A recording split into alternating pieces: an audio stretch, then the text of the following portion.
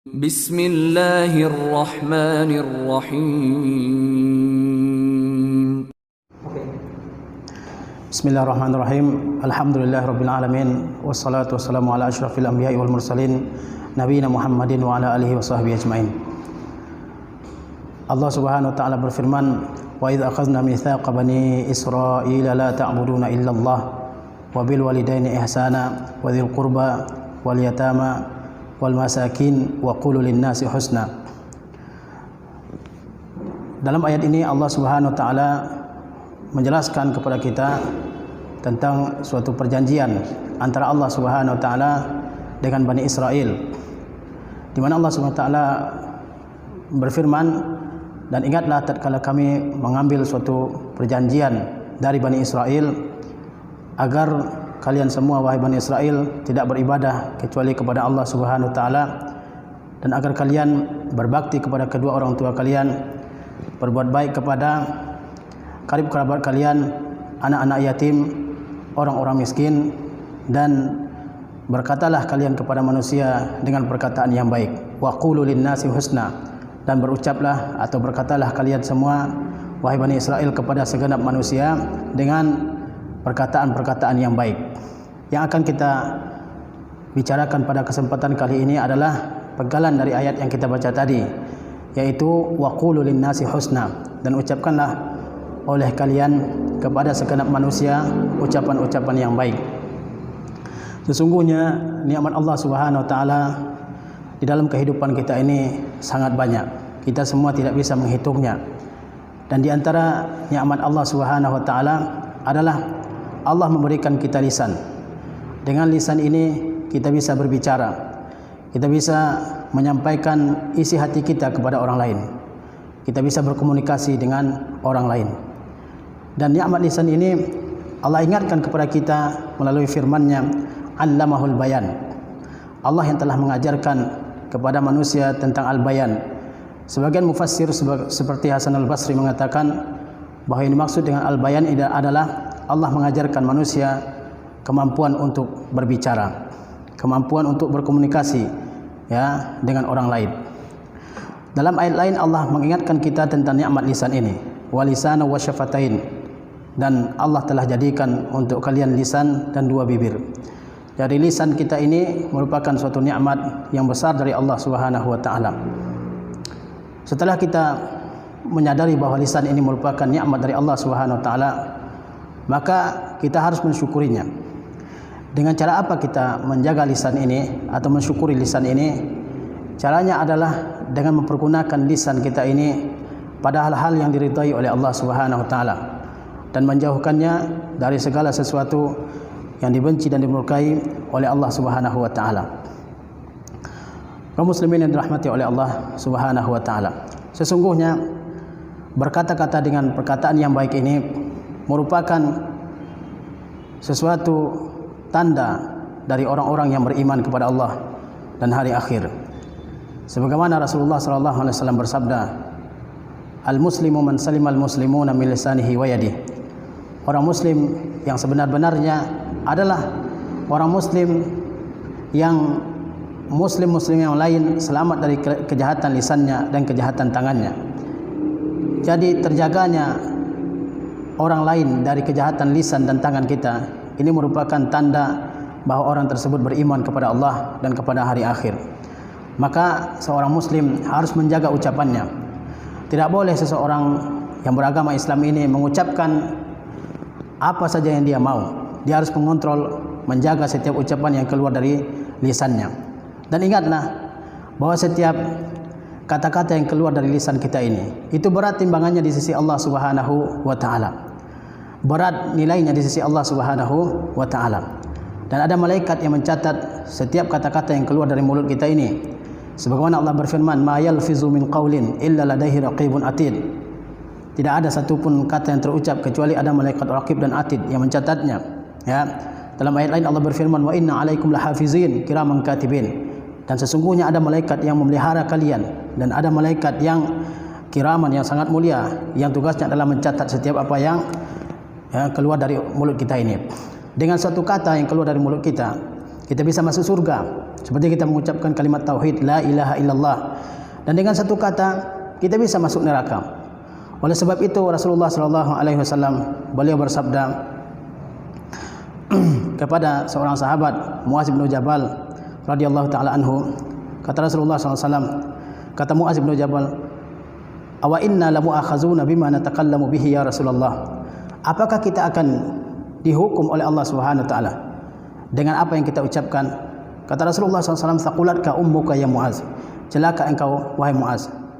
Kemudian kata Rasulullah SAW, betapa banyak orang-orang yang dijungkalkan ke dalam neraka, ya, melalui hidung mereka atau melalui, ya, kepala mereka karena suatu ucapan yang mereka ucapkan. Jadi ucapan ini suatu ucapan bisa membawa orang ke dalam surga dan bisa juga membawa orang ke dalam neraka. Ya, apabila seseorang mengucapkan kalimat tauhid misalnya dan dia yakin dengan kebenaran kalimat tersebut, maka insya Allah dia akan masuk surga. Dan kalau dia mengucapkan kata-kata yang mengandung kekufuran walaupun satu kata, maka dia bisa celaka, bisa masuk ke dalam neraka.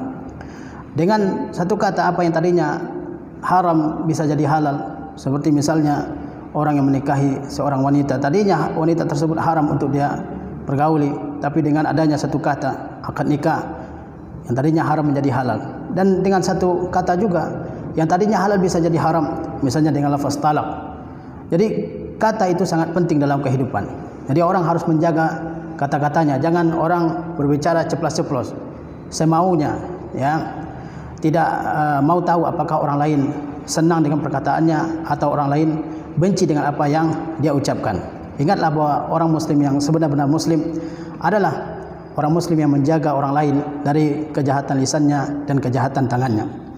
Kemudian kaum muslimin dirahmati oleh Allah Subhanahu wa taala, sesungguhnya berkata-kata yang baik ini tadi Allah Subhanahu wa taala jelaskan bukan kepada orang-orang tertentu, tapi kepada segenap manusia.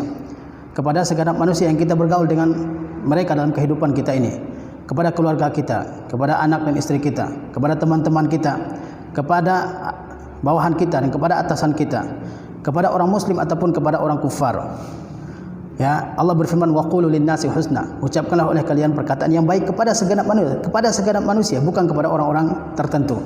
Karena ada orang yang kepada atasannya misalnya dia ucapannya lemah lembut, sopan, ya, penuh dengan adab dan seterusnya. Tetapi ketika dia berbicara dengan anaknya, dengan istrinya misalnya, kata-katanya kasar, merendahkan, menghina dan seterusnya. Ini bukan sesuatu yang dibenarkan dalam agama kita. Kita wajib berbicara dengan pembicaraan yang baik kepada segenap orang yang kita bergaul dengan mereka di dalam kehidupan kita ini. Wa qulu lin-nasi husna, ya, ucapkanlah kepada segenap manusia ucapan yang baik. Setelah Allah SWT menyebutkan bahwa kita harus berbicara dengan ucapan yang baik, dalam ayat-ayat lain Allah merinci hal tersebut. Ya, Allah merinci kewajiban berucap dengan ucapan yang baik ini. Ya, berucaplah dengan ucapan yang baik, berkatalah dengan perkataan yang baik. Ya, ketika kita berdakwah, ketika kita mengajak orang ke jalan agama Allah ini, maka ucapkanlah ucapan yang baik. Jangan sampai kita menyakiti orang-orang yang kita ajak ke dalam agama ini. Nabi Musa alaihissalam yang merupakan seorang nabi yang mulia, tatkala dia diperintah oleh Allah berdakwah kepada Firaun, Allah, ya, tidak menyuruh Nabi Musa untuk memaki-maki Firaun, untuk menghina, mengejek, ya kan, mendiskreditkan Firaun, tidak. Malah sebaliknya Allah Subhanahu wa taala perintahkan Nabi Musa dan Harun alaihi wassalam untuk berkata dengan perkataan-perkataan yang lembut, perkataan yang menggugah, ya, Firaun. Mudah-mudahan dia sadar dengan kesalahannya. Sebagaimana Allah berfirman, izhaba ila fir'auna innahu tagha. Pergilah kalian berdua, wahai Musa dan Harun, kepada Firaun, karena sesungguhnya dia telah melewati batasnya. Karena dia mengaku sebagai Tuhan, sebagai orang yang berkuasa di atas alam semesta ini. Faqula lahu qawlan layyina, maka ucapkanlah oleh kalian berdua, wahai Musa dan Harun, perkataan yang lemah lembut. Perkataan yang lemah lembut. La'allahu yatazakkaru aw yakhsha. Mudah-mudahan dia ingat akan dosa-dosanya atau dia takut kepada Allah Subhanahu wa taala atas apa yang dia lakukan. Ini Firaun, ya, sebejat-bejat manusia, ya, sebengis-bengis manusia di atas muka bumi ini.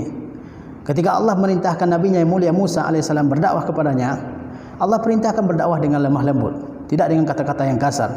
Kenapa? Karena mungkin dengan perkataan yang lembut ini Fir'aun menjadi sadar, menjadi ingat kepada Nabi Musa alaihissalam. Maka bagaimana pula gerangannya dengan orang-orang yang tidak seperti Fir'aun kejahatannya, ya kan?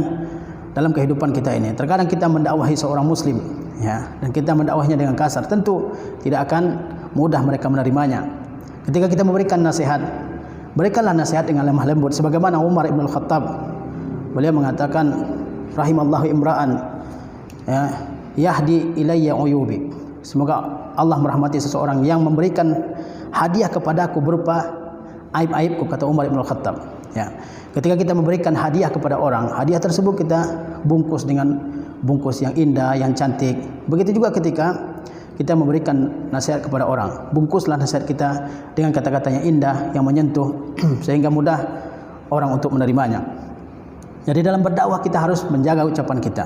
Tidak boleh mengucapkan kata-kata yang kasar, tidak boleh mengucapkan kata-kata yang penuh dengan hinaan dan makian. Begitu juga kepada anak yatim dan para peminta-minta. Ini harus kita berkata-kata dengan perkataan yang lembut kepada mereka. Sebagaimana Allah SWT berfirman, fa ammal yatima fala taqhar wa ammas sa'ila fala tanhar. Adapun anak yatim, maka jangan engkau hardik. Ya, anak yatim, orang yang tidak memiliki bapak. Ya, mungkin anak yatim ini kurang adabnya, kurang sopan santunnya, sehingga sering membuat orang kesal dengan mereka. Nah, orang seperti ini, anak yatim ini, maka tidak boleh kita bentak mereka, kita hardik mereka, apalagi kita hina, apalagi dipukul misalnya. Ya, tentu sangat sedih ketika seorang tidak mempunyai bapak. Ya, maka kita harus memperlakukan anak yatim ini dalam kehidupan kita dengan perlakuan yang baik. Di antaranya tidak menghardik mereka. Kalau berbicara dengan mereka, maka berbicaralah dengan pembicaraan yang lemah lembut, yang menenangkan hati mereka. Wa ammas sa'ila fala tanhar. Begitu juga kepada para peminta-minta. Ya, kalau kita memiliki, maka berikan. Apabila kita tidak memiliki, maka tolaklah dengan penolakan yang baik. Wa ammas sa'ila fala tanhar. Adapun orang yang meminta, maka jangan engkau bentak. Ya, maka jangan engkau bentak. Memang terkadang ada peminta-peminta yang kadang tidak menjaga, ya, tidak memperhatikan keadaan orang yang dia minta. Ya, kadang orang yang dia minta sedang repot, sedang istirahat misalnya, dia tetap meminta. Ya. Nah, dalam hal keadaan seperti ini, orang yang diminta harus tetap menjaga ucapannya, jangan sampai dia menghardik, meminta, ya, membentak. Kalau ada yang akan dia berikan, silakan berikan, bernilai pahala untuk dia sebagai sedekah. Dan kalau tidak ada, maka tolaklah dengan yang baik. Ya, qaulun ma'rufu wa maghfiratun khairum min sadaqati yatba'uha azab. Perkataan yang baik dan perkataan yang memohon maaf lebih baik daripada perkataan daripada sedekah yang diikuti dengan celaan. Ya, begitu juga kepada anggota keluarga kita. Ya, kita harus berkata-kata dengan perkataan yang baik. Ya. Oleh sebab itu Rasulullah SAW bersabda, ya, khairukum li ahli. Sebaik-baik orang di antara kalian adalah orang yang paling baik kepada keluarganya. Wa ana khairukum li ahli. Dan aku adalah orang paling baik di antara kalian kepada keluargaku. Ketika berucap, berkata-kata dengan keluarga kita, dengan istri dan anak-anak kita, maka berucaplah dengan perkataan yang baik. Ya. Karena ada orang yang kalau berbicara dengan istrinya semaunya, ya, semaunya, tidak memperhatikan perasaan orang lain. Apakah orang lain tersakiti perasaannya atau tidak?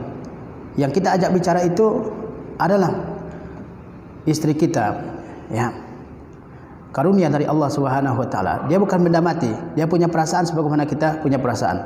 Sebagaimana kita tidak senang kalau ada orang yang berbicara dengan pembicaraan yang tidak baik kepada kita, begitu pula dengan istri kita, dengan anak kita. Maka berbicaralah, ya, dengan istri kita, dengan anak-anak kita dengan kata-kata yang baik, kata-kata yang lembut, bukan kata-kata yang berisi penghinaan, bukan kata-kata yang berisi celaan terus menerus. Ya, begitu juga dengan saudara-saudara kita, teman-teman kita dalam kehidupan kita ini. Semua kita punya teman, dan dalam berbicara dengan teman, jagalah setiap ucapan kita ini. Janganlah kita berucap semaunya, ya.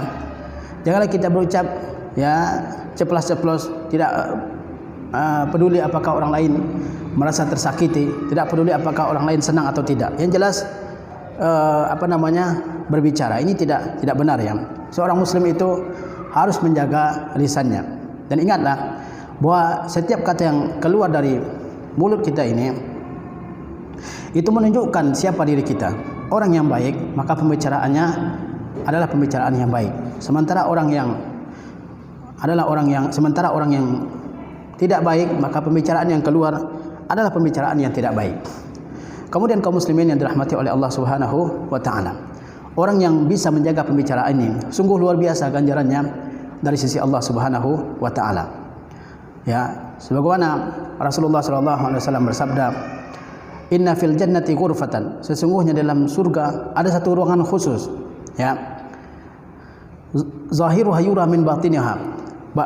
Zahiruha yura min batiniha. Bagian luarnya terlihat dari bagian dalamnya. Wa batinuha min zahiriha. Dan bagian dalamnya terlihat dari bagian luarnya. Salah seorang sahabat bertanya kepada Rasulullah SAW, bagi siapa ruangan tersebut diperuntukkan oleh Allah Subhanahu wa taala, wahai Rasulullah? Kalau tidak salah, sahabat tersebut adalah Abu Musa al-Asy'ari. Kata Rasulullah SAW, liman alanal kalam. Ruangan tersebut dalam surga itu Allah peruntukkan bagi orang yang melembutkan ucapannya, ya. Wa at'amat ta'am, bagi orang yang terbiasa memberikan sedekah dalam bentuk makanan. Wa shalla bil lail, dan bagi orang yang mengerjakan salat pada malam hari. Wan nasu niyam, dan sedangkan orang lain sedang tidur. Jadi orang yang bisa menjaga perkataannya, Allah sediakan satu ruangan khusus bagi dia di surga, ya. Dalam hadis lain Rasulullah SAW menjanjikan surga bagi orang yang bisa menjaga lisannya dan menjaga kemaluannya.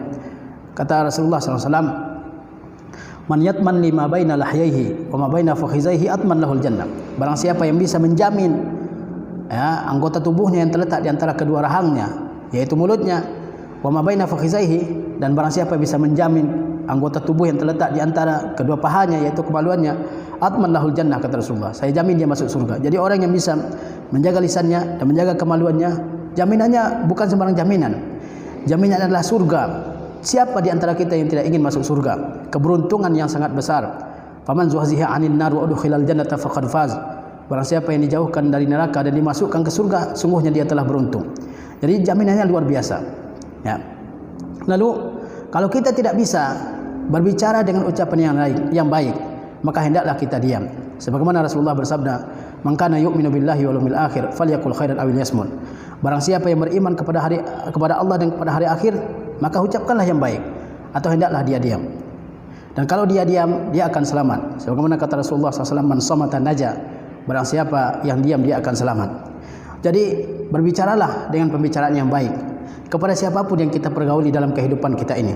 Dan kalau kita berbicara dengan ucapan yang baik, maka insya Allah kita semua akan masuk surga. Dan kalau kita tidak bisa menjaga ucapan kita ini, maka ancamannya adalah neraka.